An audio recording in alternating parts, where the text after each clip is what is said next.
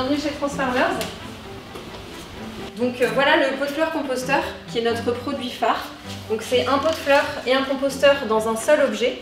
Un pot de fleurs dans lequel on va mettre sa plante et un composteur qui va permettre à la plante de se nourrir directement dans les épluchures et déchets végétaux qu'on va y jeter. À la fin, on va pouvoir récupérer du compost mûr dans cette partie qui va pouvoir servir à alimenter d'autres plantes. Donc le pot de fleurs composteur, il est en terre cuite et en liège. Ce pot de fleurs composteur est entièrement conçu en France à partir de matériaux biosourcés comme la terre cuite et le liège. Cette jeune start-up créée en 2019 fait partie des 1800 entreprises qui composent l'écosystème de la Green Tech en France, un secteur florissant qui développe des projets innovants pour l'environnement et qui place la France au 4e rang européen dans ce domaine. Le monde de demain s'est rendu chez Transfarmers à Sortosgore pour comprendre les enjeux et les défis auxquels une start-up qui a placé la conscience écologique au cœur de son activité doit faire face et comment concevoir, créer et distribuer des produits biosourcés tout en réduisant son impact environnemental.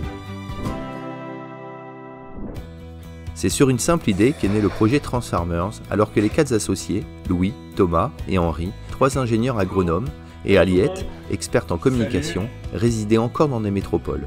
Alors Transfarmers, il est né, on va dire, d'un besoin. On habitait tous en ville et on partageait un peu la frustration de jeter toutes nos épluchures tous les jours dans la poubelle. Et de ce besoin, en fait, on a construit des premiers prototypes qui nous permettaient d'évacuer nos déchets de cuisine et le transformer en une ressource naturelle intéressante. Créer donc une symbiose entre la plante et un compost et un objet plus facile à avoir chez soi, en fait, dans des petits espaces. En 2019, malgré leur éloignement géographique entre Osgore et Montpellier, ils se lancent dans l'aventure entrepreneuriale. Cette distance aurait pu constituer un obstacle majeur à la création de leur start-up. Transfarmers, ça s'est toujours fait comme ça, parce qu'à aucun moment de la vie de l'entreprise, on a été tous les 4 au même endroit. À un moment, on était 3 à Paris, 1 à Montpellier, il y a eu une période suisse, etc. Donc l'entreprise s'est bâtie de cette manière. C'est des années où on a pu construire une équipe de soudés, et s'assurer justement que ça fonctionnait. C'est-à-dire avant de se lancer, on avait déjà créé des automatismes. C'est les automatismes nécessaires à ce que ça fonctionne bien. Transformer un concept en capacité de production et de développement représente une étape complexe. Cela nécessite de trouver des sources de financement et de se faire connaître. En effet, selon les statistiques de l'INSEE, 25% des entreprises échouent dans les 2 premières années. Pour les startups, le taux d'échec serait encore plus élevé. On a fait un crowdfunding en 2019 pour lancer le produit.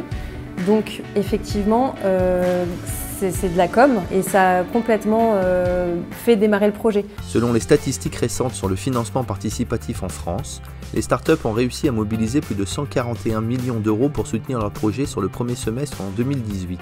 Cette nouvelle approche est une réponse efficace au manque d'investisseurs, offrant ainsi aux entrepreneurs la possibilité de trouver des fonds et de toucher un public plus large, telle que Charlotte, une utilisatrice de la première heure. Et voilà notre pot de fleurs composteur. En fait, on a suivi la campagne de crowdfunding en 2019 et c'était un produit qu'on a trouvé super intéressant parce qu'effectivement, nous, on composte depuis toujours. Du coup, ça nous a bien séduit, le côté terre cuite naturel. Et surtout, on peut facilement l'utiliser.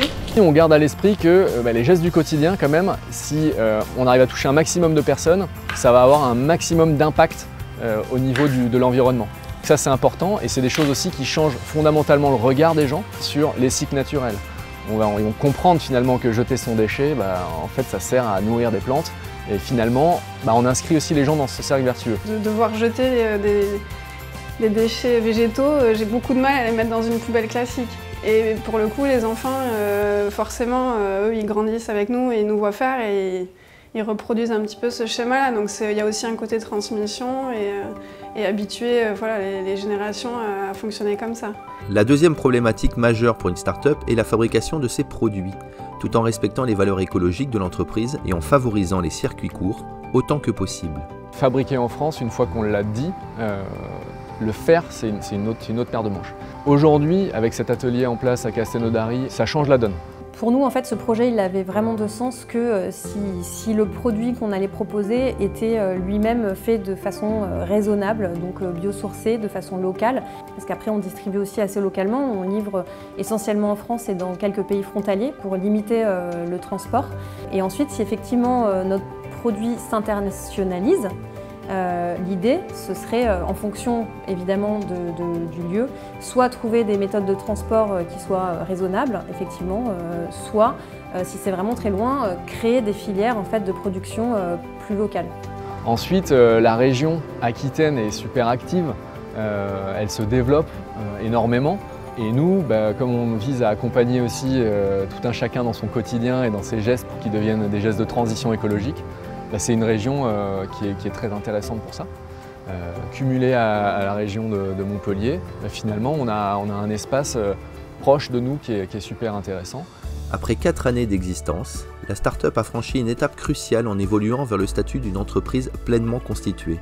Grâce au succès incontestable de son produit phare, Transfarmers est désormais tourné vers l'avenir et concentrera ses efforts sur sa capacité à se diversifier. Là, on est sur la valorisation des biodéchets, qui est quand même un très gros sujet, mais après ça peut passer aussi par d'autres projets comme la préservation de l'eau par exemple, donc ça sera un peu notre prochain produit. C'est en terre cuite naturelle, tout est fait en France, même le liège vient de France. En fait, on le plante dans la terre et ça va venir alimenter progressivement et de façon diffuse la plante. Transfarmers a pour ambition de s'étendre prochainement pour répondre aussi aux besoins des entreprises. Ces initiatives entrepreneuriales axées sur l'écologie quotidienne constituent aujourd'hui des avantages significatifs en termes de transformation durable de nos habitudes de consommation, de production et d'achat.